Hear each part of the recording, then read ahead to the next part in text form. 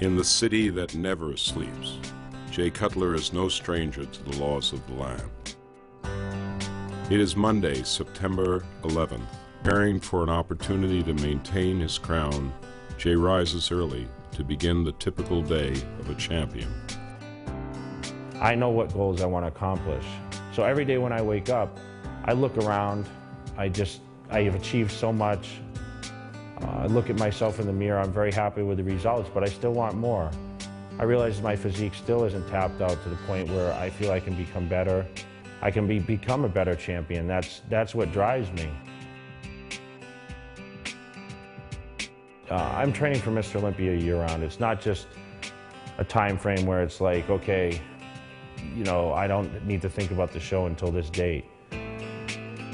And of course, 4 months leading from the competition is when I start what I call the pre-contest phase, where I have to actually start tuning my body into being in the best shape possible. But at that time, the mental focus has to become a lot more.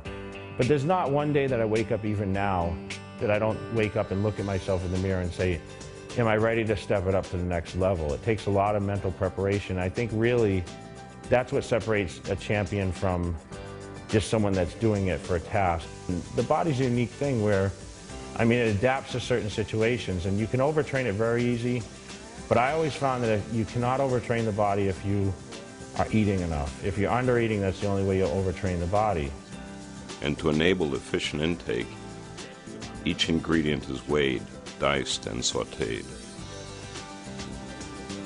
These dishes are far from his list of favorites, but for the past 4 months, indulgence has not been an option. So we did 2/3 cup. Breakfast of champions. I eat through the night. I give my body sufficient nutrients all the time, so my workload becomes a little more and I can handle it. And I think that's really been the best success solution for me, is just doing as much as possible pretty much around the clock, treating it like a 24/7 thing. Because it all goes in the same and it all comes out the same. He eats the same stuff. He eats the same stuff all the time.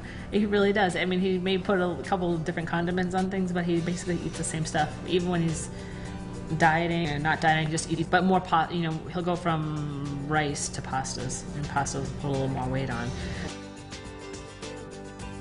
My dogs are part of my sanctuary, I would say, because when I come home and the days I spend here by myself, Kerry works all day. And like I said, I like to spend a lot of alone time. I'm a very loner type person. So when I sit with my dogs and I talk to my dogs through the day and they look at me like they understand, that's relief for me.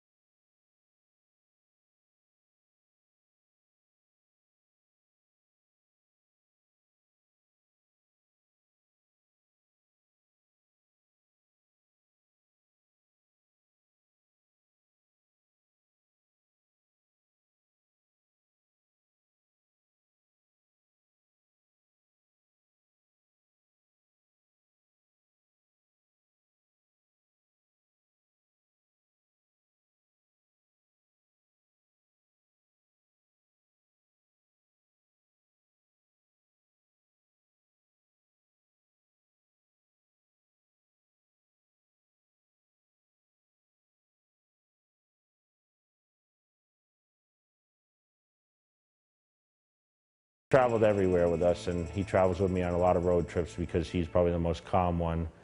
And like I said, he doesn't leave my side, and he's definitely probably one of my favorites out of the three.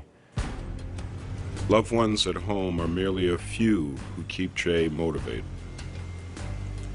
A day does not pass where he fails to respond to others who support him. Every day he sends off merchandise sold from his website and letters to fans all across the world. With their support, Jay has been able to develop a multi-million-dollar empire, making him the sport's greatest ambassador. Yeah, every day I usually leave the house at the same time. Every day it's the same food for the first 2 meals. A lot of times just different portions.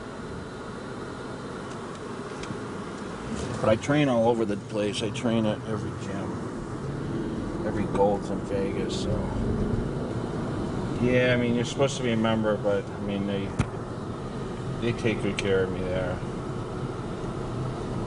So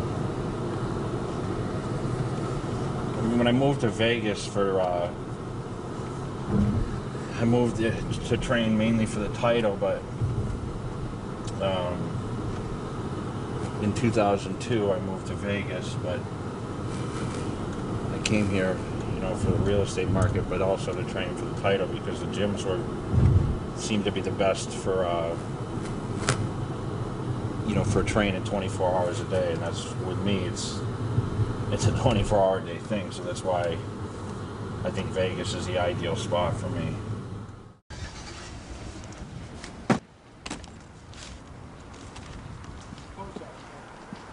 Yeah, I probably should I just leave this stuff?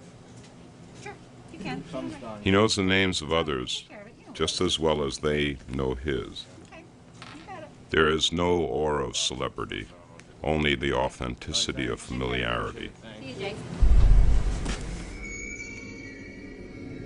With the Mr. Olympia competition 2 weeks and 1 day away, each daily activity must be full of purpose and precision. The 2008 Mr. Olympia competition has taken priority. And after dethroning the legendary Ronnie Coleman in 2006 and winning the title again in a controversial battle against Victor Martinez the following year, Jay knows he must work harder than ever before in order to preserve his throne.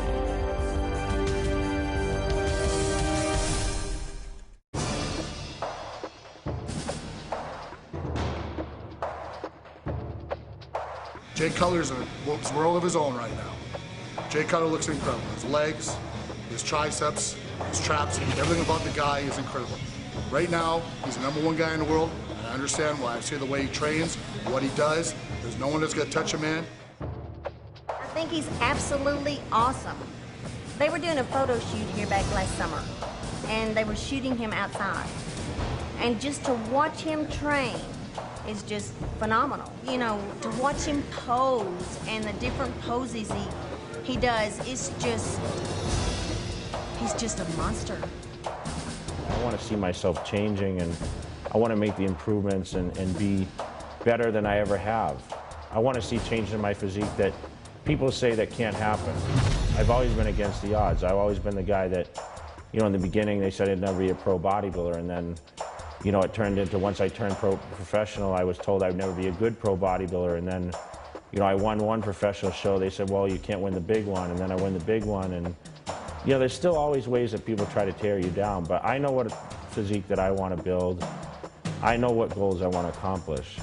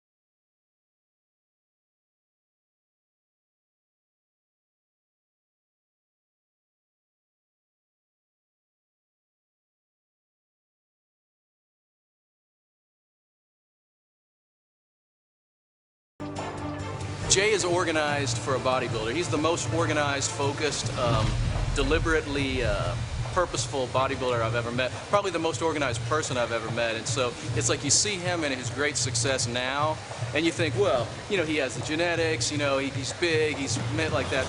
There are lots of people who maybe have the same genetic capability or even better, but because they don't stay focused and consistent and don't have that drive, they're not able to maintain that level of success over a long period of time. And he's had kind of like an upward trending angle for 13 years, you know. But going to his house, you know, obviously he's got the cars, he's got the beautiful house, everything else, but it's not, he doesn't make you feel like, hey, you know, look, man, look how successful I am and look how successful you're not. You know, he's just like, he's cool about it. But the best thing about going to his house is he has this machine, and I don't know if you guys have seen it or been on it, but it's like a vibrating machine that you do exercises on, and I still haven't recovered from it. I think it shook something loose. I mean, I'm hoping it's going to grow some hair back.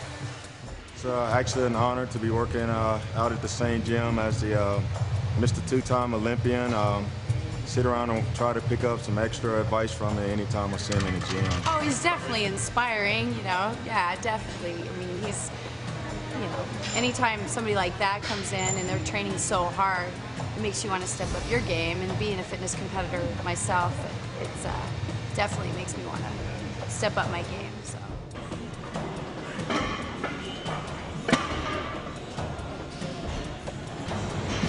That's the set that burns the most.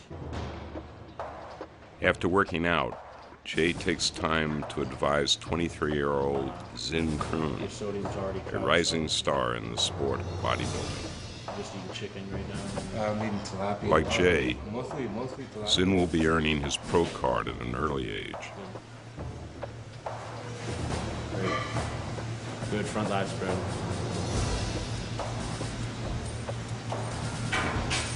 Great. See, his upper body's really, really hard. His legs are a lot fuller than early in the season. Good. He shows Zin how to execute various poses to reveal the highest definition possible. Good. Really hard in the torso, hamstring separation, good. Good. Back double bicep. Excellent. Good. At the end of each workout, Jay concludes his routine with a 15-minute posing session to monitor his progress. Posing is the most artistic aspect of the multifaceted sport of bodybuilding. As he prepares for Mr. Olympia, he analyzes the development of every muscle and assesses the symmetry of his body for each.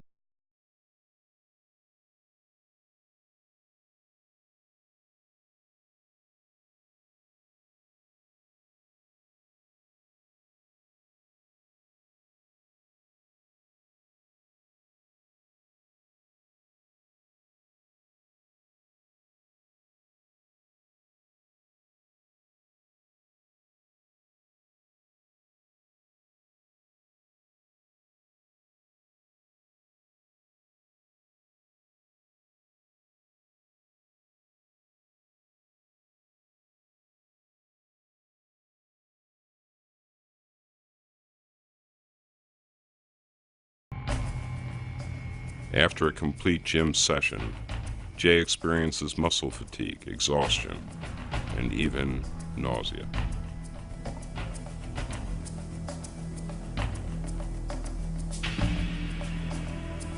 He is eager to replenish his body with a recovery meal.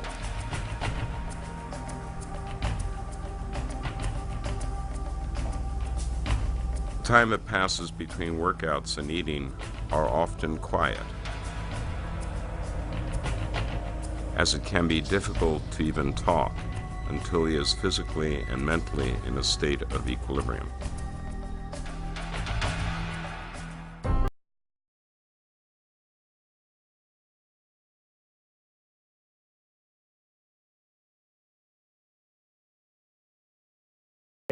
Of course, having a solid breakfast, those are your 3 meals a day that are most important. You have to get the right amount of nutrients and keep your body in a positive nitrogen balance to be able to perform all the heavy lifts and, of course, get that growth. We always finish up every day with our post-training meal at bonsai bob, which makes food custom for us. So every day we eat the Mr. Double Old Bowl, which we do a little variation.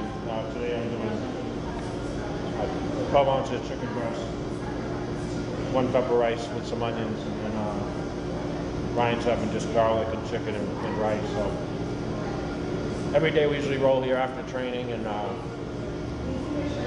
eat this meal after we work out, and then we head home. And of course, by the time he gets home, he eats another meal. I'll get home and take a shower and kick back a little bit and eat another meal. So probably the most important meal of the day, getting the post-training meal, especially after a hard workout like today. And even during pre-contest phase, I always eat little bonsai bobs. You know, they make the chicken clean and rice and roll with it like that. So this is meal 5 for me. Meal 5. With the competition now 2 weeks away, Jay's weekend schedule becomes just as intense as his workout regime. Today, KERRY helps him prepare to leave for a promotional photo shoot in California while he relaxes. I try to stay pretty even and positive and just try to make things as easy for him as I can. I think that's why taking off this week has helped out a lot. This whole week's been kind of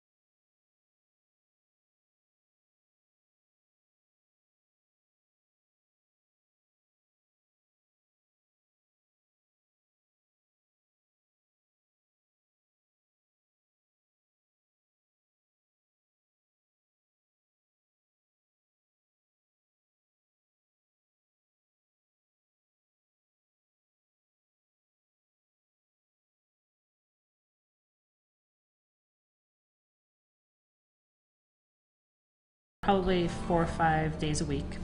I also do kettlebells in a Pilates class. I have a personal instructor here in town. I do that with Thursdays, and I try to be in and out in an hour. It's tough to juggle work, come home.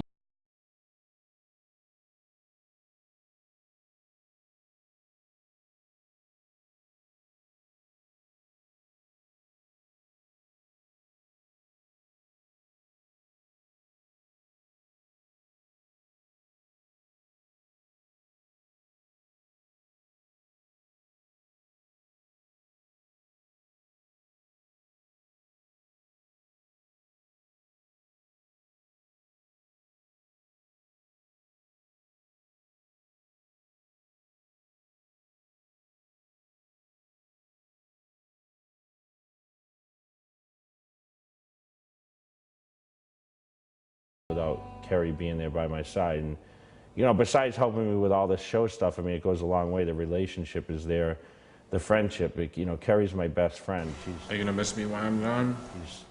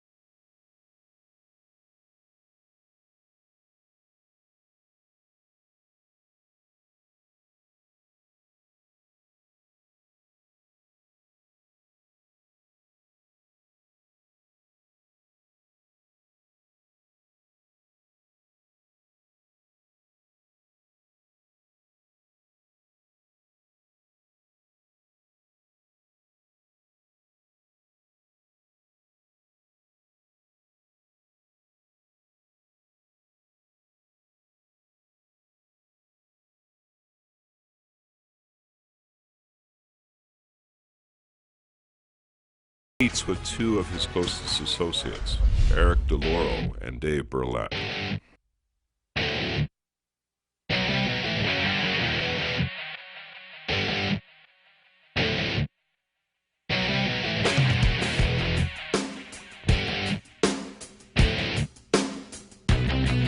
But these guys on the wall, like you got Arnold, you got Dorian Yates, Lee Haney. I mean, these guys, they ruled at a certain time in their career, and I think everyone brought something different to the table. Eric is a frequent training partner of Jay's, and Dave is a longtime friend who also manages most of his bookings and appearances. These are the lucky belts, the lucky Mr. Olympia belt. Of course, Jay doesn't have one because he gave them all to his buddies. Now I have one. Eric, turn around. Eric's wearing one. So, whenever we train at Gold's Venice, we train with our Mr. Olympia belts. Lucky. You can push more with this. He's the kind of person that is so selfless. He's so generous with his time, with his money, with everything that he does. He's just he's got a good heart, and he's always willing to help someone who needs help. You know, and it's really hard for him to actually say no, which sometimes we get into things. I mean, he won't even. You know, he hasn't raised his fee since he started as a pro because he's just being charged the same amount of money. And when you won the Olympics, I said, well, dude, you gotta up your fee. You can't just keep charging whatever you were charging before. It makes no sense. But that's the kind of person he is. Growing up, my role models, I looked at Arnold Schwarzenegger definitely as a role model. He was definitely someone to aspire. Of course, he was a legend.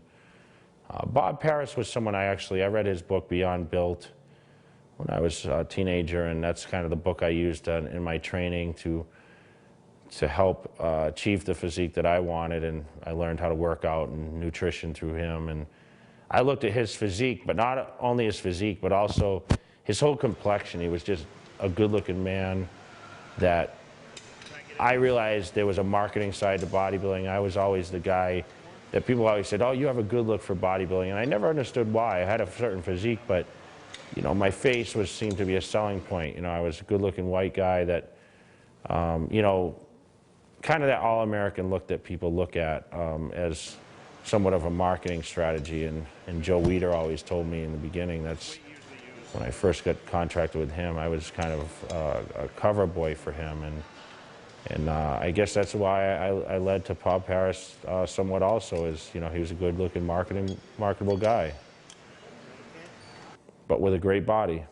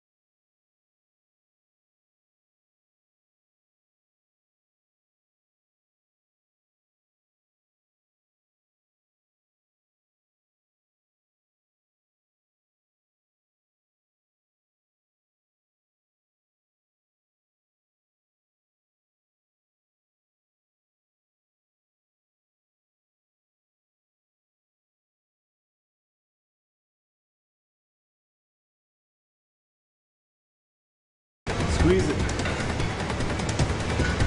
4, 5. That's it. 6. It isn't tight. 7. That's it, Jay. 8. 9. Easy. 10.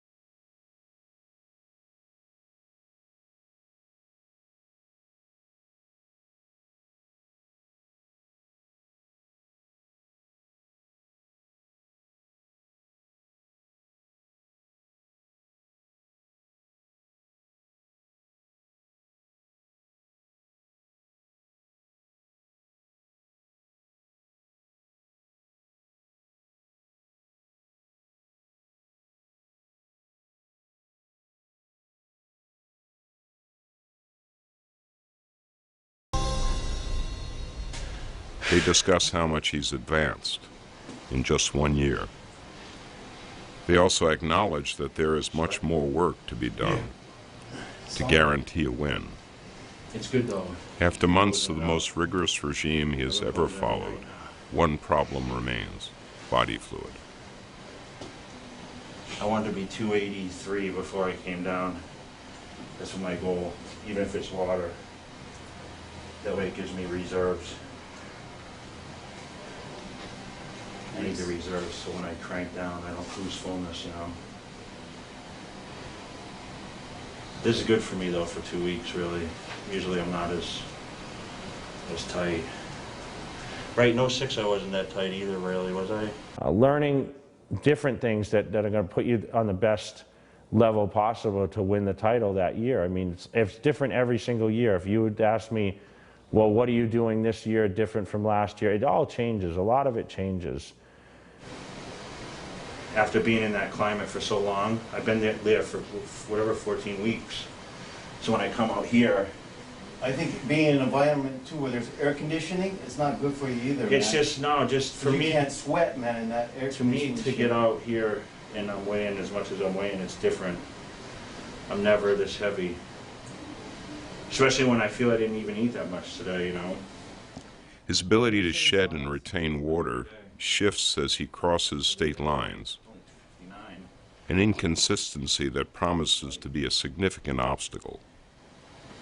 I think the massaging helped that nerve. 267 this year. 268, that's my target. So I'll lose 15 pounds. That'll put me to shred it up, you know. Like right now, looking at myself, I'm holding a lot of water. More than likely, for sure I'll be 8 pounds lighter in the morning. Overnight. 8 pounds by tomorrow morning. Shit, I probably just lost a pound or two just right now. Right there, okay. I got you. If I go get on the scale now, I guarantee I'm 279. You happy with your back right now? Yep. Yep.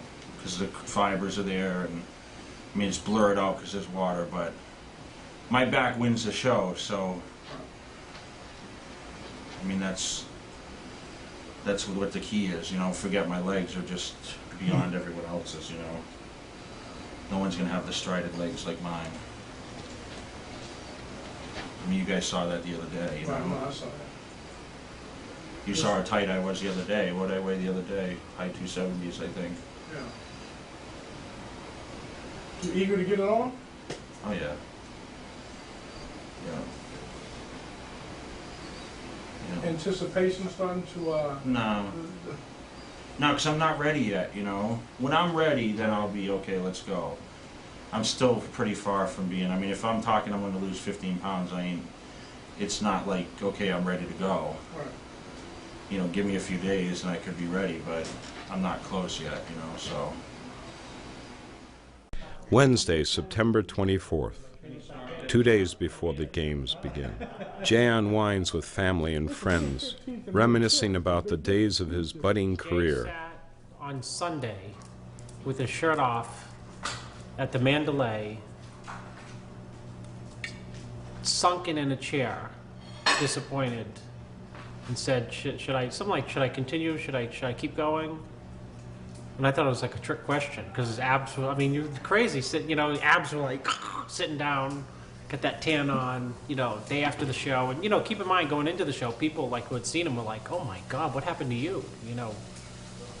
People, right, Jay? People thought you were going to be contender to win that show. Yeah.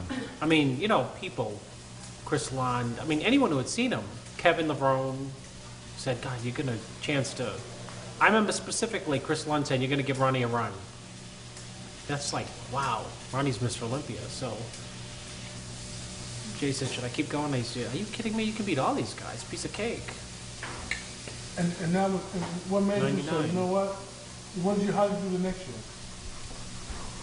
I went up to 8th, but in between that, I won my first professional show, Night Champion, 6 months after the Olympia. Yeah, rather handily. I looked my best ever and beat almost everyone that was in the Olympia, except for the Colemans and those people,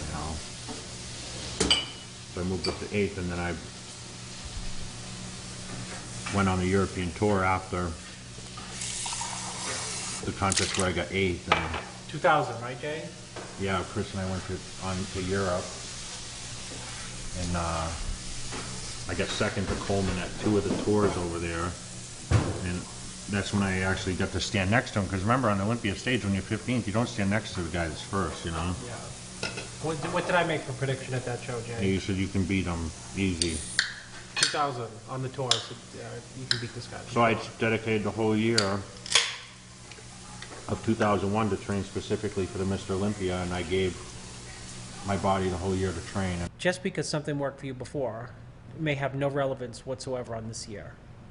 And that's something that you have to, at this level, common sense would say the opposite. You'd look at your records, you'd look at your diets and anything, you'd say, okay, whatever I did in the past may have a big influence on, I can use that information to apply it now. But that's also a shortfall, because your body's always different. I mean, think of it as think of it in any other sport too. I mean, you talk about basketball before or boxing before. You can't say, I fought this guy 4 years ago this way, so I'm going to use those same tactics, or those same fundamentals now. Everything could be different, totally different. Hey. Hey, that's Daddy's shoe. Trace. Where's Daddy's shoe? Give me Daddy's shoe. Give me Daddy's shoe. Give it to Daddy. Give it to Daddy. Oh, give it to Daddy. Give it to Daddy. What's your shoe game look like? What's that? Every time I see you, I notice you have a different pair of clothes. Hey. Don't chew it up. Don't chew it up. Every time I see you, I notice that you got a different pair of clothes. What's your shoe? I have a lot of sneakers, yeah. You have a whole closet that's pretty much... I have 2 closets full of sneakers. No, not Jordans, no. I don't buy that much sneaker anymore. I used to. I don't spend money anymore. Budgeting. My dad gave me a lot of early, what I never realized at the time, my dad pushed me to limits early in life. He used to get me out of bed earlier in the morning to work, and after school, weekends, that's all I did was work, work, work. I became a workhorse. So when I started bodybuilding, that workhorse mentality led over to bodybuilding, and I realized as we started to get further and further into what we do, that attitude gave me the edge. That's what's given me the edge. I have more heart than a lot of the other guys because I was raised to be a workhorse, and that's what it takes to be the best in the sport of bodybuilding. Work comes first. Even today, my older sons, I'm disappointed if they take something before work. Work to me has always been first. Beginning, he helped me buy my food just like my mom. They both supported it. Of course, they're going to support their son. You just like to take pictures, that's all. No, they're looking at the genetic wonder that you created. I just hope I look as good as you when I'm 80, 79. You probably look better. You want a snack or something? You got something? Look at everything, you know that. To be the best in the world at what he does, of course, I'm somewhat surprised. Not that I didn't think he could do it, but to do it, it is a feat that I probably could never have imagined in anybody, never mind my own son. Jay, who values timeliness just as much as he values his craft, arrives early with his third chicken and rice meal since breakfast.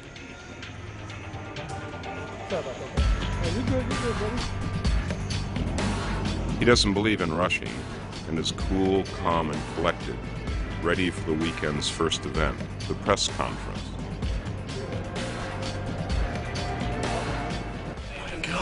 He's on his show. The press conference here is ready to start at 1 o'clock.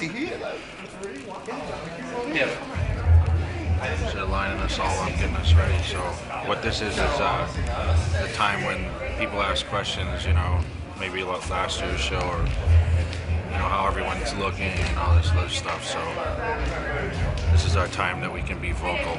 Of course, I won't be too vocal though. You getting excited? I'm still in cruise control. I'm still in cruise control, so I'm just chilling. Magazine and by Pro Bodybuilding Weekly, the voice of professional bodybuilding. 10 seconds there. Stand by, Dan and Bob. Cue the countdown. T-minus 5, 4, 3, 2, 1. Ladies and gentlemen, please welcome your hosts, Dan Solomon and Bob Ciccarillo. The MCs waste no time in spotlighting Jay and the challenge he faces to maintain his prized Mr. Olympia title for the third year in a row. Jay Cutler. You know, Jay is actually looking for his third Sandow trophy, and if he's able to accomplish that, he will eclipse the total number of trophies won by Franco Colombo, and he will match the total number of Olympia wins by the greats Sergio Oliva and Frank Zane. So Bob, Jay Cutler is looking to join some very elite company. An elite company it will be, but he has a fight in his hands. As you've already mentioned, Dexter Jackson in the house. He's knocking on the door with that Arnold victory. We've also got some new contenders. Phil Heath obviously in the mix, making his rookie debut finally. But we've also got the big bad wolf in the house. Yeah, they caught right onto that whole thing. 19 of the world's best athletes, bodybuilders, and representing 7 different countries. So without further delay, Bob, if you are ready, I say we bring him out. Phil the Gift Heath, one of Jay's mentees, is there at his first Mr. Olympia ever. Dennis the Big Bad Wolf, fan favorite, is eager for a comparison with Jay. Dexter the Blade Jackson is at the peak of his career, confident after first place victory in the Arnold Classic. Jay Cutler.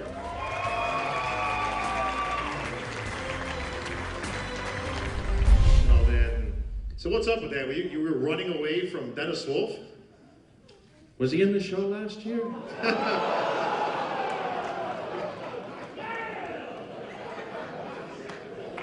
get a comparison with Jay. So this year I'm looking for this, and we'll see what happens. People just want to see who has a better haircut, that's all. I think everyone will be pleased. I got a better haircut than you. Dennis. No, one thing is better, with Jay is better, he's English, that's it.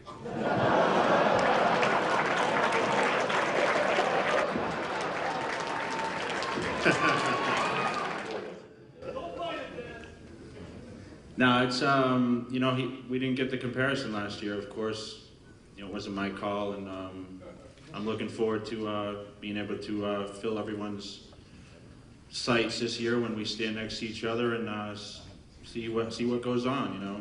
Jay, last year you won a 2-point decision over Victor Martinez, and I know you spent a lot of time hearing a lot of the criticism. A lot of the skeptics question whether or not you, in fact, should have walked away with that standout trophy. So, Jay, I'm going to ask you, what's it been like over the past year? A lot of folks haven't heard from you since you walked off stage, and we'd love to know, what has it been like as a defending Olympia champion, hearing all of the opinions?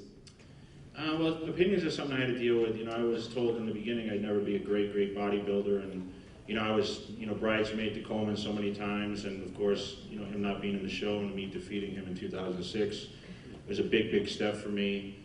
And of course, last year, missing the mark and coming in with dominance was something that I did, and definitely this year, I've taken it more serious. I used a lot of motivation from my friends and family, but also from the fans that still support. And the criticism is going to come no matter what. When you're the champion, you're expected to raise the bar every single time, and we as athletes, it's almost impossible to get better and better and better and beat your all-time best every single time. I mean, all of us have had our ups and downs.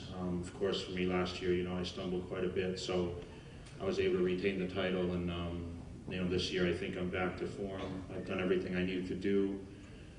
I think I've improved, and I think I can show that here this weekend. Well, I'm going to switch gears back over to Dexter. You know, and of course Dexter, and it's amazing how diplomatic everyone is when everybody's in each other's company. But Dexter joined us on Pro Bodybuilding Weekly about 10 days ago. It was part 3 of our Olympia preview. And Dexter was kind enough to come on the show and share his thoughts about your ability to make the necessary adjustments to come back and defend and win the title for the 3rd time. And since I don't expect you to repeat those comments now, I'm going to go ahead and ask the folks behind the glass if they can go ahead and roll the clip of Dexter Jackson's quote when he was asked about Jay Cutler's ability to make the necessary adjustments this year. Roll the tape. Bob, it's all about making adjustments. I say the same thing about Jay. Jay don't know how to make the proper adjustments to get back to the condition he was in when he should be running, or when everybody thought he should be running. Jay will look just like he did last year. He's not going to look no better. He's going to look the same as he's been looking, because he don't know how to make the proper adjustments. Now I feel the same way about Melvin. I'm not worried about Melvin, because I know he's not going to know how to make the proper adjustments either. That's why we love talk radio, Bob. You gotta love archive talk radio. Well, so Dexter, I'm going to ask you again. Do you think Jay's going to be able to make the necessary adjustments to defend the title? What do you think, Dex? Why do you put me on blast like that? God, it's what we do. First of all, being at the way Jay looked last year, and me winning the Arnold, and me putting together a package that I've never presented before, I feel that if I'm ever going to win Olympia, it will be this year. If Jay comes in looking the way he has, as of late. So, and I feel he doesn't know how to make the proper adjustments. If he doesn't make it this year, then I feel like I beat him. And that was my comment. I said, if I don't win this year, then I never will. That has nothing to do with me saying I'm never doing Olympia. I will be doing Olympia, even win or lose. Thank you. He's obviously concerned your conditioning this year, and let me just take that one step further. We've heard a lot of comparisons to 01. A lot of people think that was the best conditioning. Some pictures have kind of filtered out there. People saying Jay is the best he's been since 01. Are you the best since 01 or even better? I guess I'll figure that out tomorrow night. Come on, Jay. Quit screwing around. I look okay. I look okay. You know, we all talk smack, and you know, we all have to get our edge somehow. And you know, it's like you said, it's a radio show, and people listen to that, and some people respect his opinion, some don't. So, you know, it's just like I'll say that, you know, come Saturday, I'll win the show. So, I'm sure Dennis now will tell you that he'll win the show, and Phil will tell you he's going to win. So, I mean, it goes back and forth, but it's all good. I mean, it's been a good year for me. I definitely gave a full 4 months of training, which, you know, last year I did not. And, you know, let's see what happens on Saturday night. The excitement in the air is contagious. A long night of FaceTime with fans awaits the contestants after the press conference. To Jay, the support inspires him to strive for excellence, both personally and professionally. He takes time to meet every fan he comes across, and each encounter strengthens his drive. Szia Jay! Toldi Zsuzsa vagyok Magyarországról. Tudom, hogy ez október 25-én. Szeretnék minden jót kívánni neked a versenyre. Én tudom, hogy a legnagyobb fog nyerni. Te tudod, hogy ki az. Minden sok sikert kívánok, és győzelmet. Amúgy Magyarországon én vagyok a Tímea Magyarova Fitness Model Worldnek az győztese. Majd találkozunk október 25-én. Oh, here's the mural. Check this out. I gotta take a picture of that. Look how huge it is. A mural of the new Mr. Olympia is posted every year to honor the champion. Jay catches his own image in passing.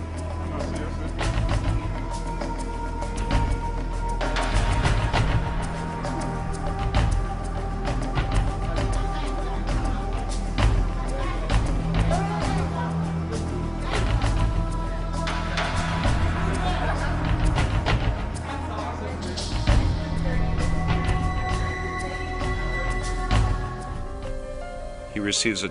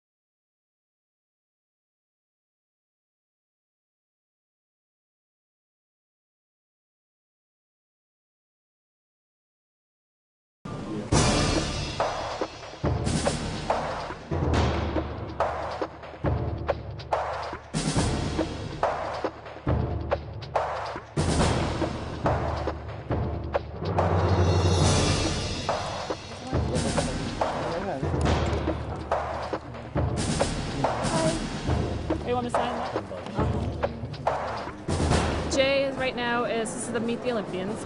So the VIP people are allowed in to, people who bought the big money tickets are allowed in to get autographs, see the Olympians, and then the general public's let in, and then we're here for an awful long time. Signs autographs. Usually the line is very long. Jay doesn't usually leave till the very last person leaves, and that's a long time. Some have driven from afar. Others have flown across oceans. Standing in line for Jay for about 20 minutes. Probably going to take us another half hour to get up there. We're standing in line because he's number one. He's the best. Oh, I'm so thrilled to be here with him. I haven't seen him for a long time. I'm really happy I could be here. And I love to see him with his fans. He loves his fans. I've been watching Jay since 2006. And as soon as I saw him, I pretty much just told myself I want to be like that. So started training at probably the best gym in the United States, American Family Fitness in Pontoon Beach, Illinois. And you know, I got an invitation down here to meet Jay Cutler, and in a heartbeat I took it. Hey, my name is Jeff Surratt, here cheering on hometown boy Jay Cutler. Known him for a number of years now, started competing at the New Englands back in 2002. Started guest posing, and I just kept in touch over the years. Great guy, true champion. All the best.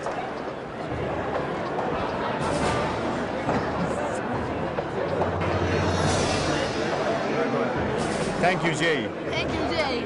I'm actually 2 times World Masters champion discus thrower, 2006 and 2007. And I've come through back from injuries, and people like Jay Cutler really inspired me. So this is why I come all the way from London to Vegas. Hola, venimos desde España a conocer Las Vegas y ver Mr. Olympia. Nos ha encantado la ciudad y lo que hemos visto aquí de momento también. Y tenemos una tienda de nutrición deportiva, Sportlander, Mallorca, España. Hey Jay, my name is Joe Graham. I just want to wish you good luck for tomorrow's event, and hope you take #1, man. I'm rooting for you. You're a big inspiration to me. You know, I read all your articles all the time, and Muscle Fitness, and I get a lot of workouts from you, and it's been helping me in my career in bodybuilding, and been doing it for a long time, and I just owe it all to you, man. Just want to wish you props, all right? Thank you. Yeah, good luck, Jay. You're definitely one of my heroes and a real inspiration to me too. And I wish you good luck this year. And I was there in 06 to see you beat Coleman, and I'm glad to be able to finally meet you. Contestants have packed up. Many are sleeping in preparation for the big day. All come for one common goal: to share a moment with the sport's greatest ambassador. Jay and his camp are wide awake and will remain until the last fan has been seen, the last picture taken.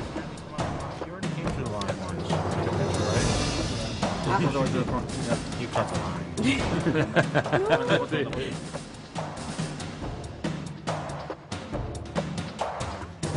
Well, this is the end of the night, 10:30.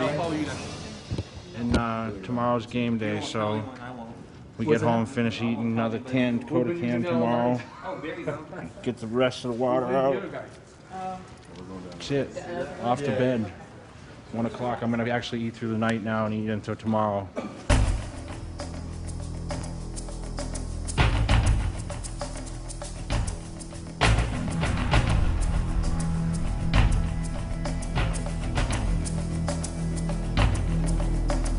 How you feeling right now?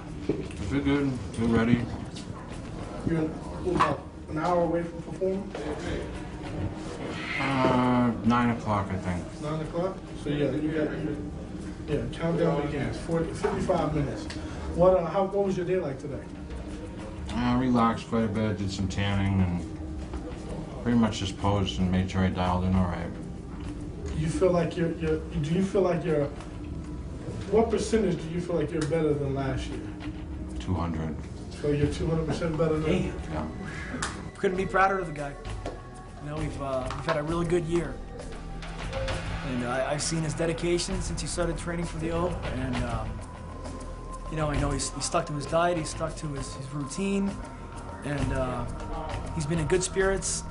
I've not seen the guy in a bad mood since he started training for this show. And he's been all smiles right up to right now, even when he should be as grumpy as anybody could be. He's in a really good mood. And this can only be a good thing. Confidence, right?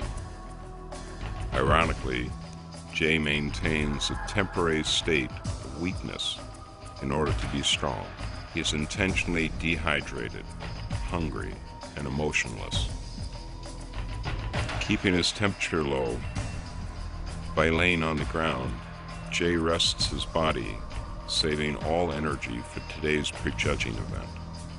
I did everything as planned, on cue, and to the best of my ability. That's, you know, what a champion does. And we found that our ways to be our best and train the way you know, that seems to be the best way to win. And I think you know, I did enough. I think I did enough to win. But you know, with me, it's about getting the job done and doing it, you know, at 100% and packing up and heading back. You know, that's why Jay is where he is. You know, that's why Jay makes the money that he makes, so to speak. Jay doesn't make the money that he makes and get the things that he has because he's just Mr. Olympia and is a great bodybuilder. You know, he does it because he is a role model and because he's dependable and reliable, and he's one of the guys that really gets it, and treats this like a business, and is professional every time you deal with him. So, aside from being a good guy, and aside from taking the time to spend the time with his fans, and then have words with everybody, he's a pro in every way, shape, or form. So, but definitely, as a champion, it's like you do sometimes get above what you think. And last year humbled me big, because anything can happen. It don't matter how you look 2 days before the show or 2 days after. It's all comes down to like right now. And I didn't hit it 100%. And I went from being, America's favorite to, a few people felt I got a gift, So this year I trained with more fire than I ever have in my total career, which I should do every year, but it takes moments like that just to make you recognize. Take something like that and open your eyes. And you try to do everything as a champion, try to represent all the time, but like I said, this is a major representation of what you do. This is why I am who I am, is this contest. This is the elite, this is the best. Use bad lies. Oh, shit.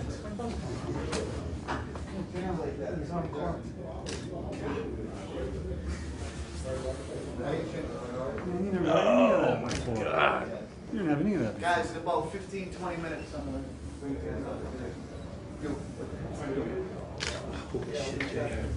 Yeah. By chance, he runs into Victor Martinez and Ronnie Coleman.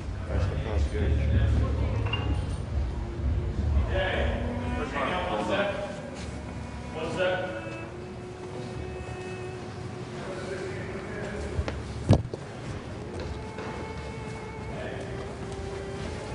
That's the guy that was second last year. That's a controversial second. He says he should have won. That's Victor Martinez. Is it? Okay, cool.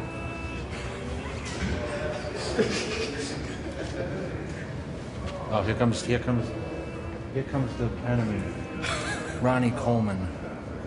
This is the Ronnie Coleman right here.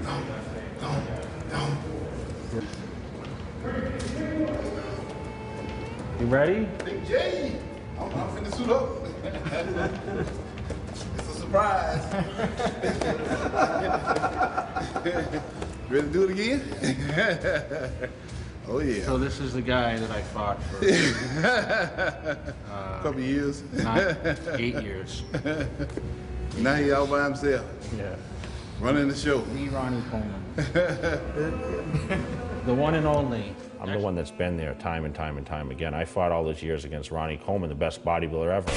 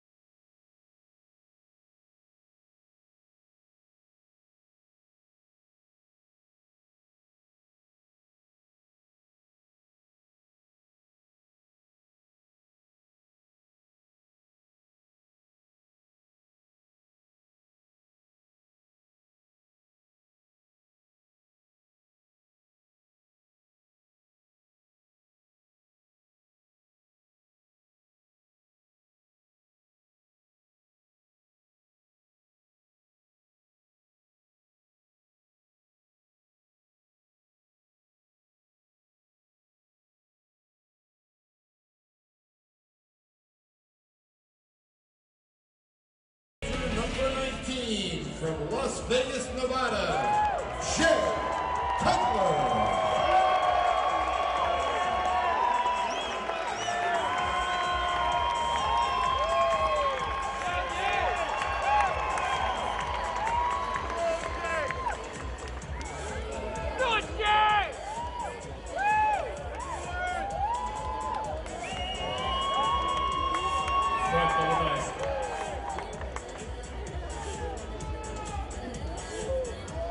Conference, I felt like everything was on track.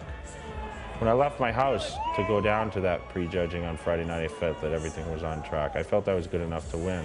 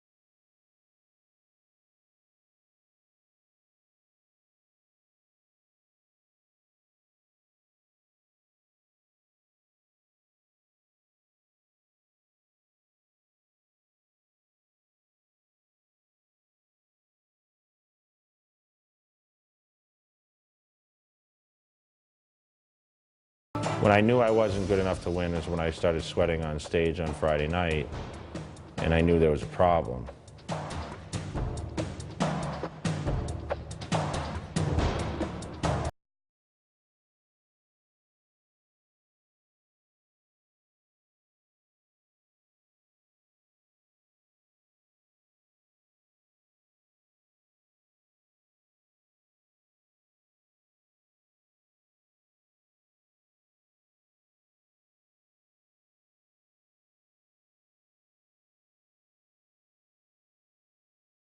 Me going into the show trying to win my third title.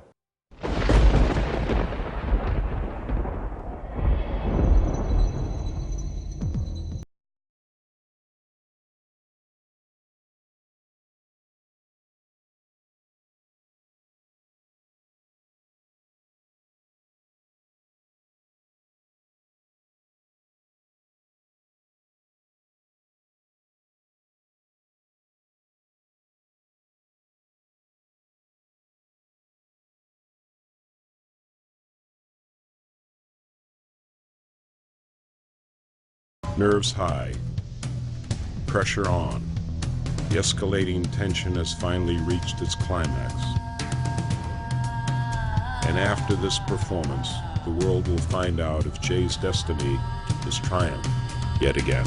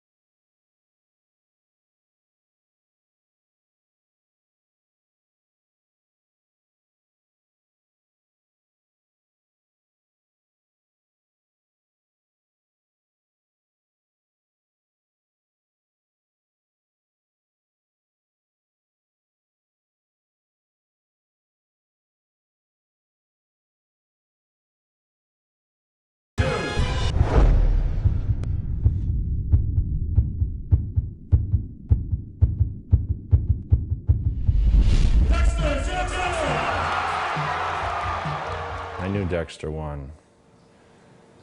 I knew Dexter won. I gave it to him. Dexter Jackson didn't win the Olympia in 2008. I gave the title to him. The Blade, Dexter Jackson has won the the 2008 Mr. Olympia.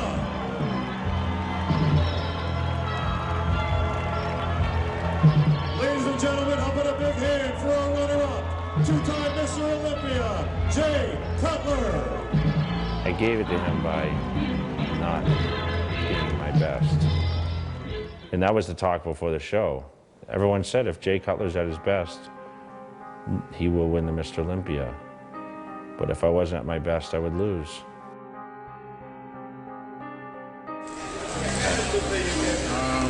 You know, I feel a little sad, you know, but I have to be happy for Dexter because I know what it's like to win, and he didn't believe he could win when we were standing there. And you know, you win some, you lose some. I mean, he showed up, you know, better than me last night, and you know, I felt like he made a strong comeback.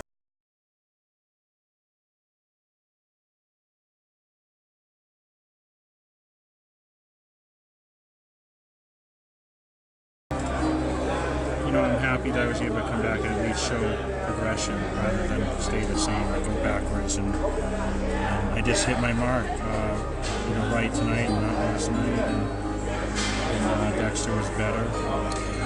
And it makes the Olympia a little more interesting. I mean, you know, we've had those years where it's the same guy winning all the time. It just sucks that I have to be the guy that gets defeated so quickly. But that's what makes me who I am. I've been there before with defeats and controversial defeats. Not that it was controversial. I mean, either way, I think I won tonight. He won last night. But obviously, I slipped too far behind last night. So happy to see Phil up there, top 3, first show. It's awesome. All the guys look great. Great production this year, and still happy to be part of the contest, part of History 2008. And then on to the next, you know. Let me ask you this. I know, you know, how hard you worked to get here, and you know what you did over the last, not only the last 12 weeks, but 16, 20. I know you're happy for Dexter, but how disappointing is this for you? It's pretty extremely disappointing because I really wanted to come back and prove that I could hit it, you know, 100%. I didn't do that. You know, it makes me wonder a little bit, you know, if I got this thing down or not. You know, I'm still learning different things, and my body felt decent, but you know, obviously I just didn't land it right. It's the wrong day and wrong time, so I just kind of go back to the drawing board, you know, when the time's right, which I'm not going to think about right now. Yeah.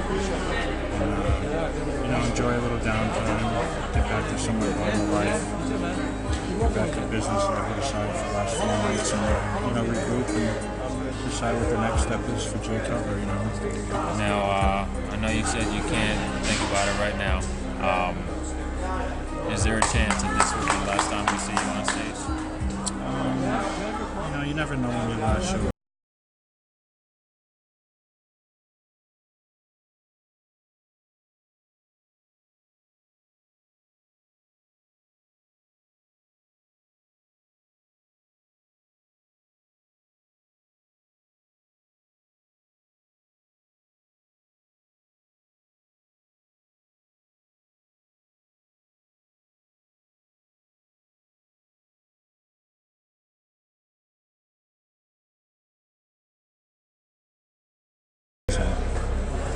and you know, it's Dexter's time tonight to enjoy it.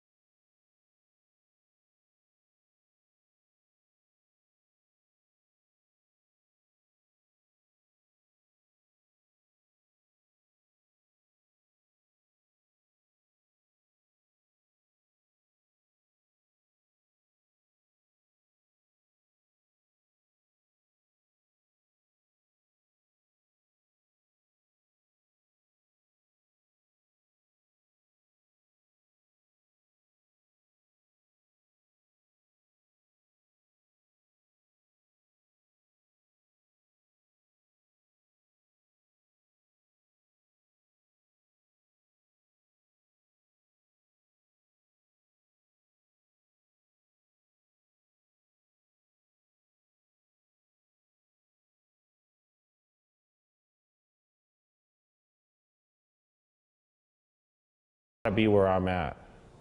People want to be Jay Cutler. People want to be in the position I'm in. People want to be, the sport's greatest ambassador. That's what I feel I am. I feel I give everything I can to this sport. And that's what they'll see once again in 2009.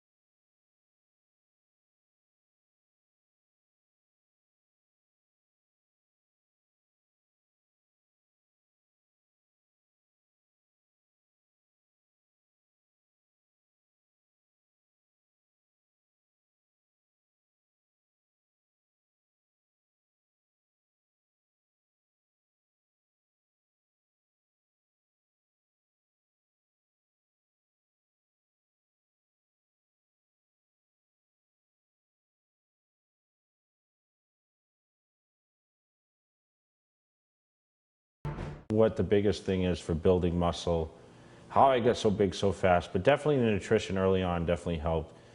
I learned to eat, a 5 or 6 or 7 meal a day schedule where I ate every 2 hours and allow myself proper protein, of course carbohydrates, but in time you learn what adjustments to make, what certain foods to eat. And for me, I've always been a big chicken eater, at least 1 steak meal a day, egg whites, and of course a lot of muscle tech supplements on top of that. But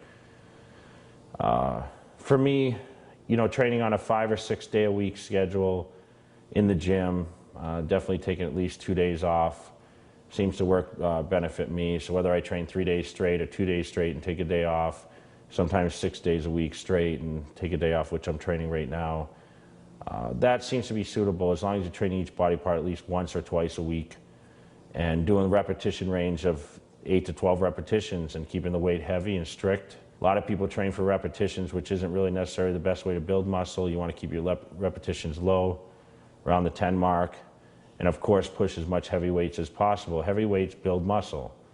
It's proven science, and of course what bodybuilders try to do and what the best result seems to be is we go in the gym, we pump the muscle up, we work for that certain pump that allows the muscles to get as full of blood as possible, and you get out of the gym and you feed the muscles. So obviously the meal prior to training, the meal after post-training, meal is the most crucial meals of your day.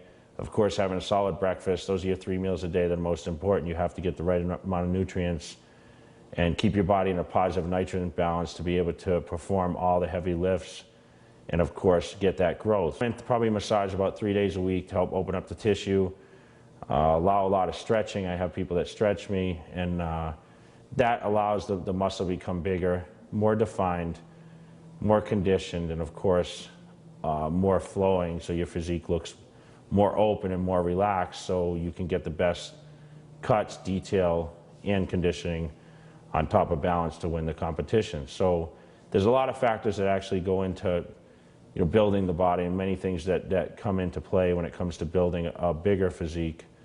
And fortunately for me, it came a little easier. It definitely had something to do with my genetics, and I was always a bigger kid than everyone else. And when I started training, I just grew like a weed. But I did have that proper nutrition in place, and I did train like pretty much an animal all the time.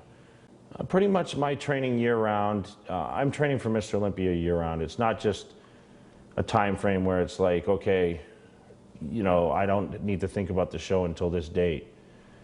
Pretty much my training is focused on a year-round type of conditioning. There's different phases I actually go through, and of course 4 months leading from the competitions when I start what I call the pre-contest phase, where I have to actually start tuning my body into being in the best shape possible. But at that time the mental focus has to become a lot more. But there's not one day that I wake up even now that I don't wake up and look at myself in the mirror and say, am I ready to step it up to the next level? It takes a lot of mental preparation. I think really that's what separates a champion from just someone that's doing it for a task. I mean, that's a champion wants to succeed more and more and thinks about it 24 hours a day and does the things, the extra things that it takes to be that champion. And, you know, for me, the mental focus definitely starts 16 weeks prior to competition, 4 months out. I start really gearing up and thinking, okay, I'm going to do this again here in a few months. And it takes a lot of commitment to sit in and eat those meals on a certain time schedule, do the training once, twice, 3, 4 times a day some days, not only incorporating heavy training in, but also cardiovascular conditioning, practicing the posing, learning different things that are going to put you on the best level possible to win the title that year. I mean, it's different every single year. If you would ask me, well, what are you doing this year different from last year? It all changes. A lot of it changes. I do many, many things other than just train for the competition that help me focus, help my mind, not just focus on just weight training and dieting. You know, I've incorporated Pilates before, kettlebell training, these deep tissue massage with different type of massage therapists, tons of different therapy, active release. I mean, there's so many different ways that I just work into my schedule as much possible without affecting my training and my mental focus, but to give me an edge. That's really what I look for all the time. Bodybuilding has become very scientific, where it's not just about lifting weights and dieting for competition.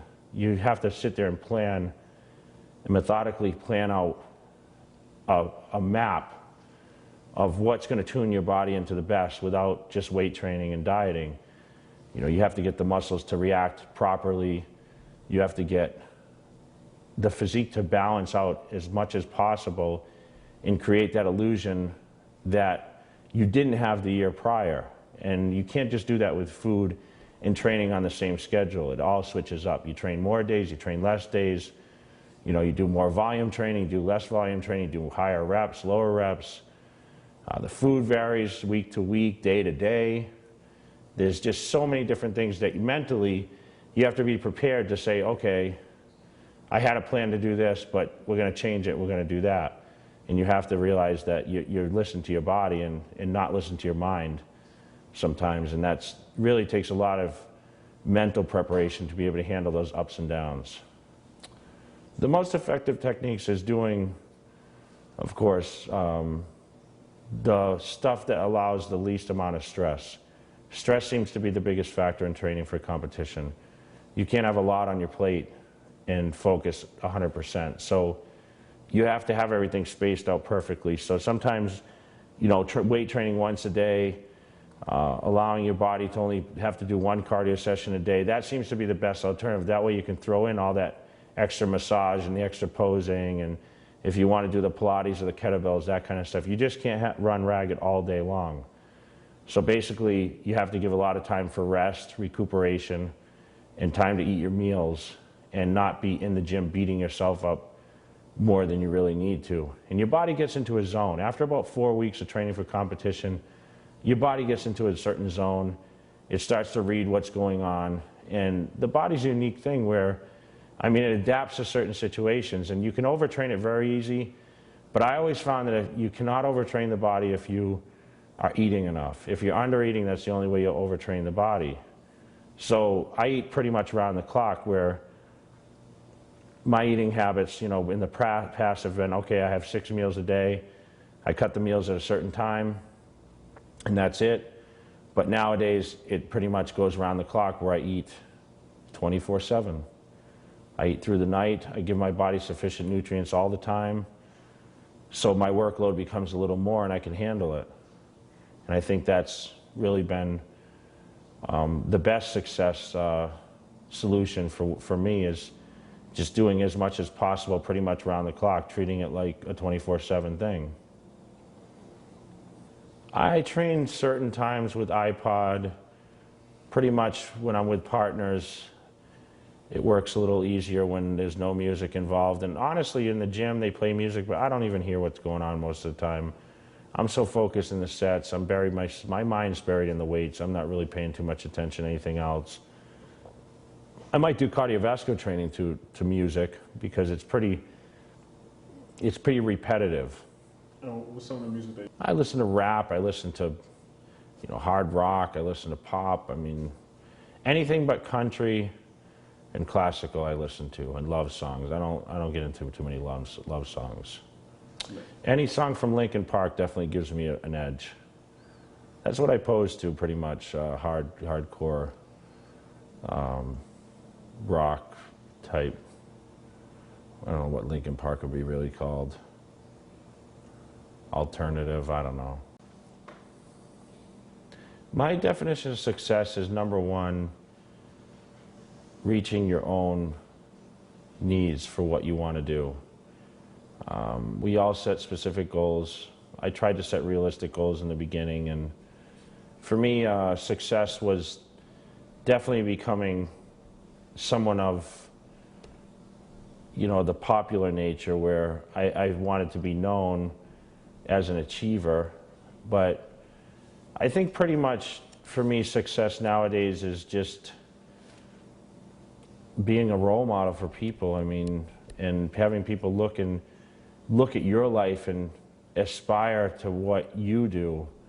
I think that's what I never realized in the beginning when I first started bodybuilding, is I just wanted to be self-motivated and I wanted self-achievement. But what I didn't realize that came along with that was people actually looked upon me as a role model and someone that they actually looked upon and maybe aspired to follow the same kind of routine or same kind of, you know, program that got them into the situation I'm in. And that's what I think is success. I mean, when you reach that point that people look at you and see that you've achieved a certain thing and say, wow, that's where I want to be, then you've reached success or reached the big time. And I feel that I've achieved pretty much everything that I ever dreamed about being, and I'm still achieving. That's the most important thing, and I'm still giving people a reason to aspire for certain dreams. And like I said, I'm proof that any dreams can come true through hard work and determination and commitment and perseverance. Jay Cutler's dream and aspiration as of now is to be another world champion in bodybuilding. So I dream every day. I dream every day of standing on stage and being there with the gold medal and giving my victory speech. And I look through all the years of training, and a lot of flashes go through my mind every day, because I've been on stage winning the ultimate title. I've been at the bottom.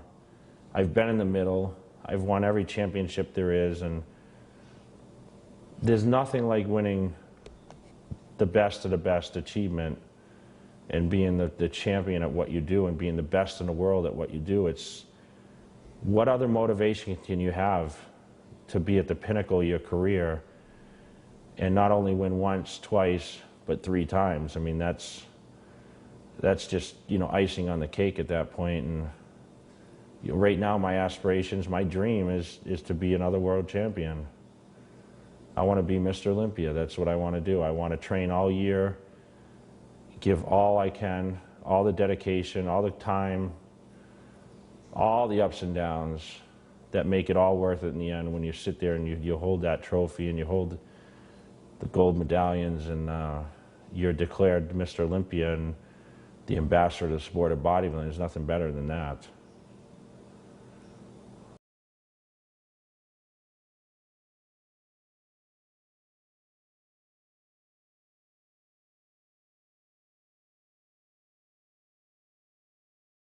Hello? How you feeling right now? I feel good. Feel ready. You're about an hour away from performing?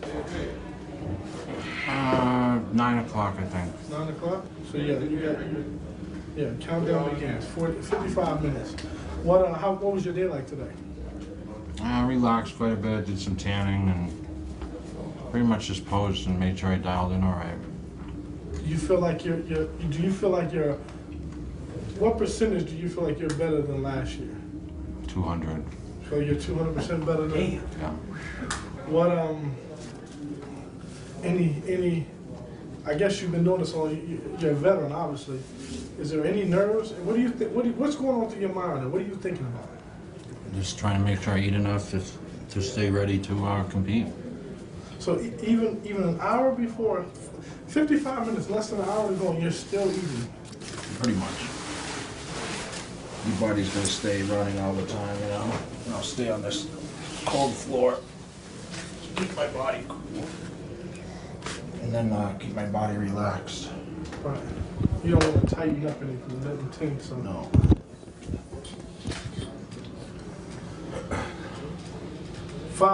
Let me see, 4 months of training, right? And this is what it boils down to. What goes through your mind when I ask you that? When you look back and it's 11 o'clock at night and you're hungry, you want to eat a pizza, and is it all? It's worth it, huh? Is it worth it for you? Yeah, it's worth it. When you win, it is. Of course, I'm here to win. Being the champ, you know. What's it like for you when you hit the stage? Do you have some people that turn into different people. You know, I've heard Jay-Z say he turns into Hov when he steps on stage. Everyone has that alter ego. I mean, who would be your alter ego? Hard to really say. I mean, I get up there with a lot of confidence and try to bring some charisma and try to bring some action in a sport that just, you know, it begs for more fan appeal. So I like to have fun up there. You know, if you look good, you got to display it right, and you got to take advantage of the opportunity and just try to show and have a good time and make all the competitors, you know, be more competitive and, you know, show some camaraderie also with the other athletes. Would you say you have an alter ego when you get up there? No, I mean, you know, I definitely show more excitement than I show, you know, laying here on the floor. But, you know, with me, it's about getting the job done and doing it, you know, at 100% and packing up and heading back. What kicks in, man? What gets you going? Is it the music, the fans? The fan, the cheers, the adrenaline when they announce my number to, you know, come out on stage from Las Vegas, Nevada. Jay Cutler, you know. It's awesome. Hometown crowd. Everyone knows the deal, you know. Everyone knows I'm coming back strong, and I come with a focus, so I feel good about it. Are you quiet as it's kept? Are you ready to shut some people up inside? Course, I know you don't say a lot outside. I'm here to shut everybody up. Yeah.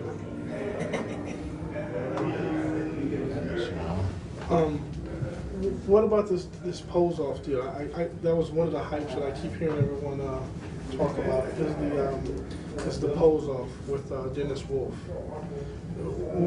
Who decides that? Because I mean, for the people that are just jumping into the sport, like I said, who decides that? Do you guys go up and say, "Hey, let's match it up"? And no, it's basically the judges call, you know, whatever they need to see to compare the guys. Right.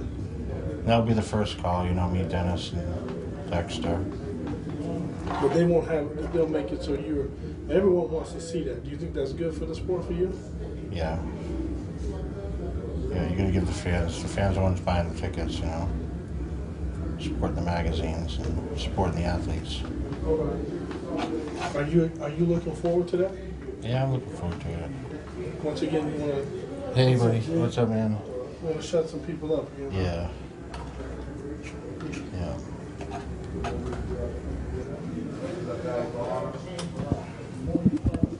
If you had to change anything for the last 4 months, would you change anything? No. I did everything as planned, on cue, and to the best of my ability. That's, you know, what a champion does. And we found our ways to be our best and train the way you know, that seems to be the best way to win. And I think you know, I did enough. I think I did enough to win. I know we talked earlier, you and I, on the personal, when you said that, you know, winning number one, it was awesome. Number two was a little harder because the drive, you know, it's always tougher that second one. This is going to be the third one. Do you feel like you got that? Did you refocus, and do you feel like you got that winning edge back? Yeah, I feel I'm regrouped, refocused, and you know, refreshed. I'm excited. When I first started training, I think the thing that motivated me the most was I wanted to self-achieve something. I wanted to be the best at something. We all have dreams when they were kids, and you know, some kids dream about being professional football or basketball players, and you know, others want to be doctors and lawyers. And you know, for me, I wanted to be a bodybuilder. I wanted to be the top guy in the sport that I thought was going to be my future. And you know, I picked up a magazine at 12 years old. I saw a picture of Chris Dickerson, who was Mr. Olympia at the time, and I said, that's what I want to be. I didn't actually pick up weights till I was 18 years old and pursue that goal. And you know, I had dreams and aspirations to be bigger than everyone else and win titles, but you know, I've achieved the ultimate title and won the Mr. Olympia, which is, you know, only 11 guys have done in history. And that's a big, big plus for me. But also, it just shows that anything you want to do, if you have the perseverance and the commitment and the dedication and whatever it takes, you read the things about champions, what it takes to build a champion. I mean, I did that from just a normal person from a small town in central Massachusetts. I came from the bottom and worked my way to the top and made it to the big time. So that's really, you know, what my goals were. When I'm in the gym, I pretty much look at myself, and that gives me a lot of motivation. I mean, I'm bigger than everyone. The title says itself. The gym I train in has a big picture of me on the wall. And always, sometime through the workout, I always look up at that picture and I say, man, I've made it. That's me up there, and I'm an inspiration to all these people in the gym. I have a lot of supporters in the gym that help give me that push. You know, when I get in those heavy sets, I start yelling a little bit, and there's always someone that's, you know, kind of cheering it on, and always someone that's concerned about every day, you know, what's next for Jay, how you doing, how you feeling. But I look at myself in the mirror, and it's just definitely a self-achievement to look at the physique that I've built over the years. 17 years of training has gone into my body and fighting to be the best bodybuilder in the world. And I just go in through the sets, and it's always pushing myself to certain repetitions, certain weights, and I always seem to get really what I want to get without, thank goodness, injury at this point. And I've just been focused on being the best. And when you look at yourself in the mirror and realize that you're the best, that's pretty good motivation, I think. Hey, this is Lonnie T with none other than the two-time defending Mr. Olympia, Jay Cutler. And Jay, I know that you really prepared for this, maybe harder than any Olympia you've ever had. I know we talked in the summer, and you said it's like torture, like the old days. Yeah, I trained a full year. I trained extremely hard throughout the year, and of course started my preparation earlier than I have in the previous years. I started a full 4 months out to come in the best condition I possibly could, and I feel that you know, it's coming together well to be extra competitive tomorrow night and Saturday night. I'm trying to look at your face to see how sucked in. You're looking sucked into me, and I saw some pictures of you on the internet. I mean, there were like veins going through your abs and stuff. And even at the USA, when you joined the experts and added a little knowledge to Yogi and Isaac, you were hard as nails then. So this doesn't surprise me. You look like you were ready to go 4 to 6 weeks out from the show. Yeah, I mean, I was dialed in pretty early, but you know how it is to fine-tune everything and be your absolute best on the day of the competition. That's only necessary for that one day. So hopefully I've held the best package for last, and prepared to win tomorrow and Saturday. Well, I have to ask you this. I know the last couple of years you had a couple of setbacks with illnesses.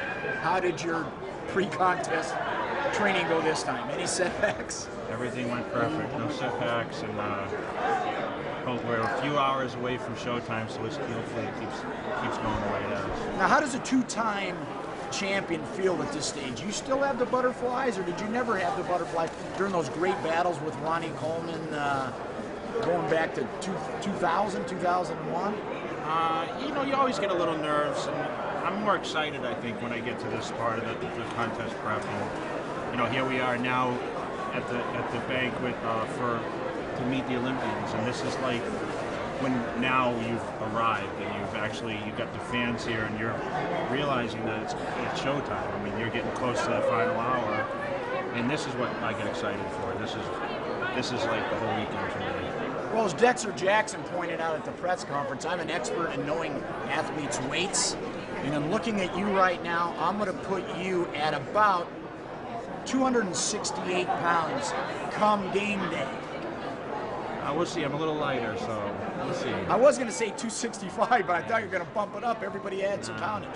I was going to say, okay, I'm going back. 265. I'll be probably a shy under this time. Wow.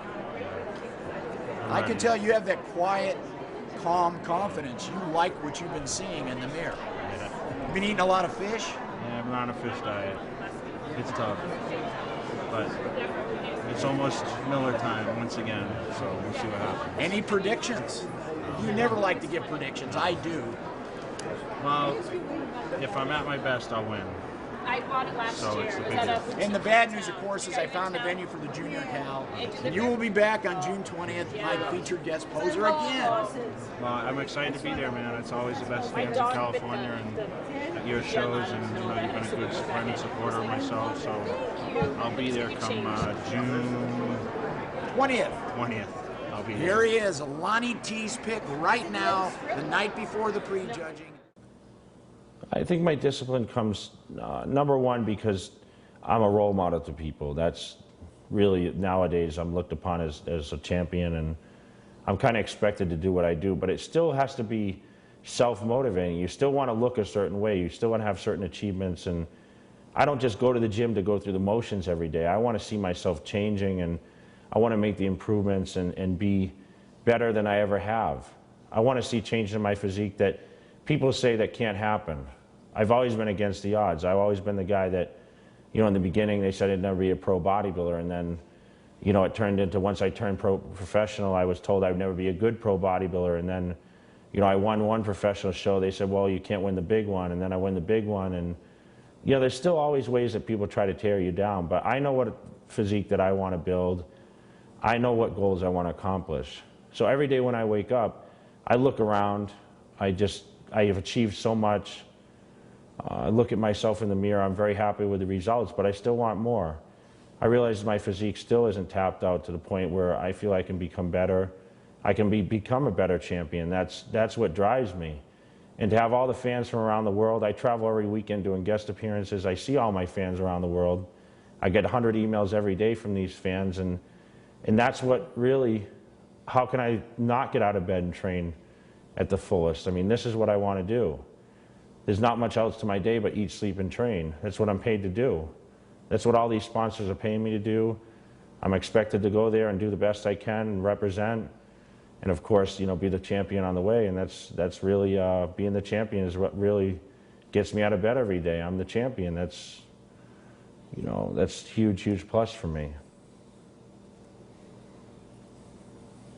Honestly, I'm not much of a politician, so I don't think I'll go into politics.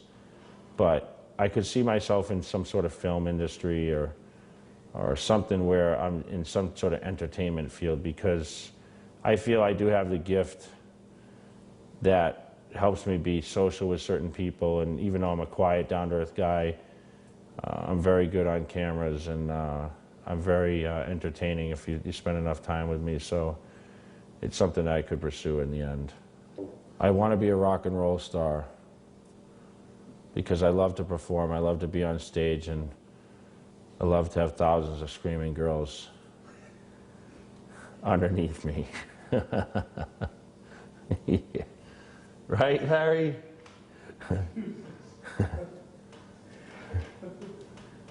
I want to come back as a rock star.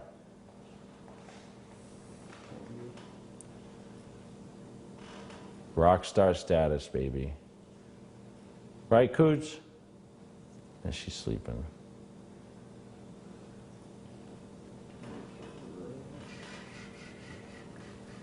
In-N-Out burger time, Larry? Yeah. You can't eat that. I can't eat a protein burger? Yeah. Huh? Protein burger. Can I eat that though? Yeah, but you can still eat a junk meal once a week too, you know. Right. Like Sunday. You know what I'm saying? If I were Yeah, protein style, yeah. I'm definitely a little more relaxed. The training obviously takes, the training's definitely different because I'm traveling a lot, I'm doing a lot of personal appearances, a lot of appearances for sponsors. So the training, it doesn't get as intense as it does pre-contest, but the training is still there, but you can't train pretty much like a train all year round. You can't just go, go, go, go, go, because eventually your body falls apart and it burns out. So whereas off season, it becomes a little more laid back, the atmosphere is a little more relaxed, and you go in the gym, you get the job done, you eat a little looser on a diet, sometimes you have the more high-fattening foods, you don't watch your calories as much, you don't just have to sit there and drink water with every meal. There's certain things that you become real loose on, and allows your body to go into a certain adjustment and put on a little body fat, change its look a little bit. So when you do throw in that preparation time, that 4 months leading into the competition, you can change a lot of things that will bring your body into condition very quickly once you cut out certain things you've been doing in the off season. Of course, the intensity goes up in the training. So your mind is a lot clearer also, whereas, you know, off season, of course you're gonna be a little more relaxed. You're not training for a competition, you're not laying it on the line in 4 months. So that gives your mind a lot of mental preparation to lay off, relax a bit, and then when it's time to turn it back on, the switch goes on and you become a whole different person. I try to shelter myself in a box when I train for competition. I laugh about it because your life becomes very simplified. You eat, sleep, you train, and that's it. Whereas off season, your travel schedule, you interact, you're social, you talk a lot, the phone rings a lot more, you eat out at more restaurants, you train at different gyms, you're not stuck in the same facility all the time, you're not involved in your training camp, your support team's kind of broken off a little bit, doing their own thing. But when it all comes together and it all falls into place that 4 months prior to the show, boom, the training partners are there, the nutrition's there, the same gym is there, and the mind is 100% focused on what is going to happen in these next few months to bring in the best Jay Cutler they possibly can. I always knew I had the potential to be the best. There's only a couple of times where I thought maybe I should have won and I didn't. But I always look at myself and there's always loopholes to fill. That's part about being an overachiever, I guess, and being someone that always sets goals to be better themselves. But for me, you know, a lot of people doubted me. A lot of people, I don't really know the pinpoint of percentage really what doubted me, but there's definitely, you know, if you had to do, you know, over 50% of people probably didn't think I would make it to the level that I'm at. And over 50% didn't think that I actually win the ultimate title in bodybuilding. So I've come a long way. I've always believed I could do it. It was just a waiting out time for me. It was allowing myself to deal with a lot of downs, a lot of second place finishes. I've had, you know, 5 second place finishes in my career to being, you know, second at Mr. Olympia, and I'm still fighting for it. So I've been there, I've fallen down, and I'm coming back to once again stand there alone. And there's a lot of people right now that doubt that I'm going to come back to do that. But there was a lot of people in the beginning that doubted when I was placed in second, that I'd actually win over and become the world champion, and I did that. And no one believed it until that final announcement right at the time. And I didn't believe it for a long time. I used to wake up in the night and say to Kerry, I'm Mr. Olympia, I can't believe it. And now I realize that it's destiny for me to be a champion and probably retire as a champion with a title. So here we are, rolling into the next year. Gonna fight to be the best again. I'm really excited. A lot of things I have on the plate that are gonna change. My training's already changed. Nutrition's changed. And I'm probably a whole different person coming into 2009 season than I've ever been. My mental focus is definitely better. I realize what I'm going to do to be better. I know what I need to do to be better. And once we hit the new year, it's going to be a whole nother game plan. My definition of success is, number one, reaching your own needs for what you want to do. We all set specific goals. I tried to set realistic goals in the beginning, and for me, success was definitely becoming someone of, the popular nature, where I wanted to be known as an achiever. But I think pretty much for me, success nowadays is just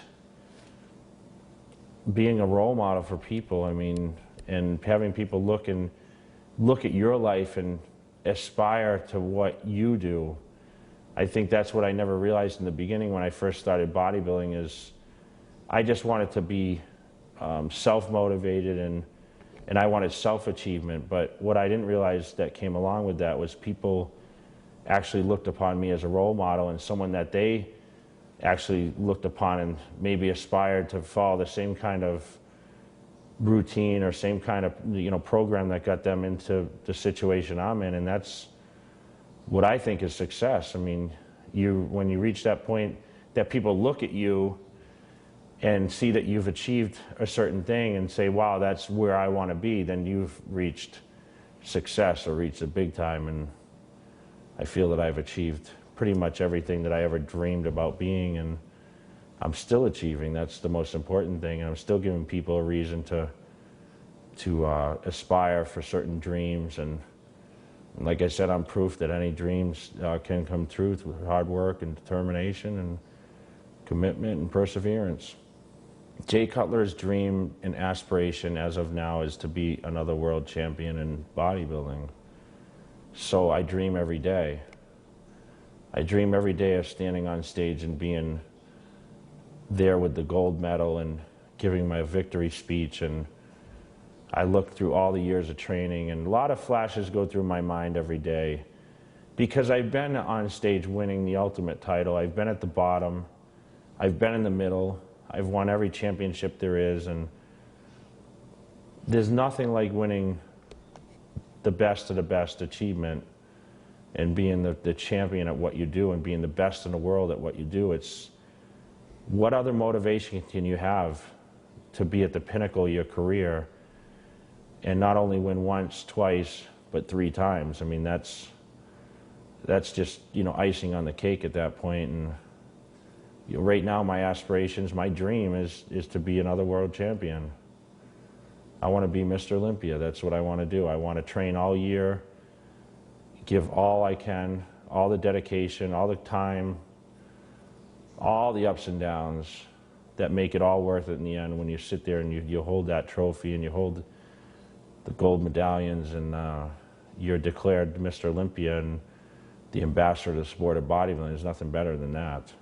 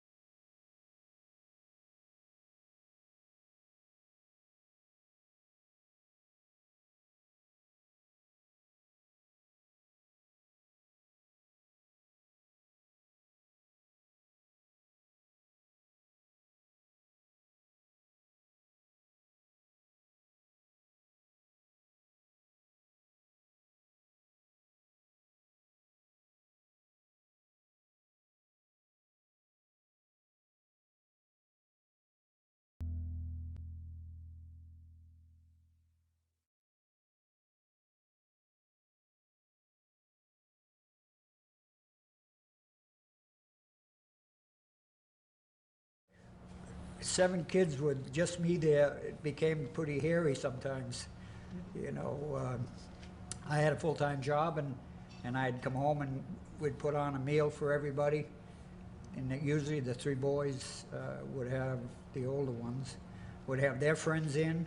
So sometimes we'd have 10 or 15 people at the supper table. So it was pretty hectic. Everybody had to help. Oh, of course. I mean, he should be about 175, so when he gets to be 300, of course I'm amazed. You know, and looking at my size, I mean, I'd top 145 pounds. How did this happen? I think he's more satisfied.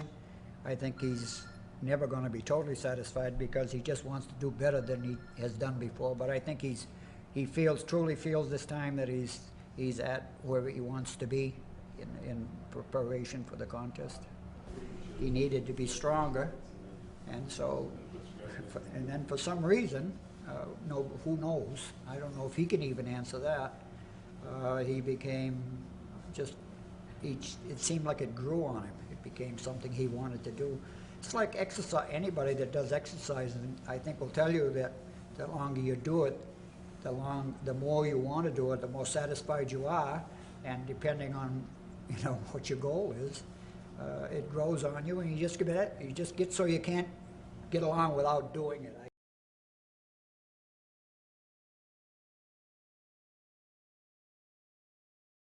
I think it's a lifestyle I've chosen, but I've also tended to always be in shape, so I think I've kind of set my own standards. So I think sometimes you know, when Jay diets, I diet also. So I do feel like I have to look good for, you know, because it seems like, you know, people always comment on, you know, being in shape, and so I always feel like I have to be in that kind of shape, at least for this event. And I usually am in pretty good shape when it comes to, you know, the Olympia, because Jay's dieting, I'm doing cardio with him and things like that. So mostly they stayed the same person for the most part, you know. I mean, in all the success and all the traveling, I mean, yes, I'm proud he's Mr. Olympia and he's #1, but that's, you know, that's important in his career, you know, but he's stayed the same person all along, which is tough in this particular industry. Things have gone so smoothly that in years past, yes, it just depends on the situation. I always get nervous at, you know, at the show. So nervous that sometimes I don't even want to be sitting in the audience because I get so nervous. I get nervous. Jay doesn't get nervous. I mean, I'm the one who's usually very, very nervous. But I guess it just depends. As far as leading up to the show, it just depends on how things are going. You know, if he's, you know, a little bit behind, he's a little bit ahead. You know, this year has gone as planned, so it's been a little bit less stressful. I'm not as stressed leading up to the show. I'm home, which has helped out tremendously. I mean, that's taken a lot of stress off myself personally, because when things aren't going well and I'm at work and he's calling me and telling me things aren't going well, you know, I have a job of trying to take care of everyone at work and then try to take care of him. It causes too much stress for me. We've been doing this since we were 18. I mean, in different, I mean, things have changed a lot since that time, but the routine is pretty much the same. I think I work better under stress, and I think I am able to carry a big load. I don't know, I think women are multitaskers anyway, so I think we're able to do a lot at the same time. So I like feeling like I'm important, and you know, I think that helps me feel like I've played a role, because it's really an individual sport. I mean, granted, you need to have people behind you to make up that team, but it's really, you know, when he gets up there, it's his body. It's not like a team scoring a basket and a goal. There's a lot of components there. I guess in a way it is, but it makes me feel like I'm part of it. And I have kind of a control freak, so I have a hard time of letting other people do stuff, so I like to be the one doing everything.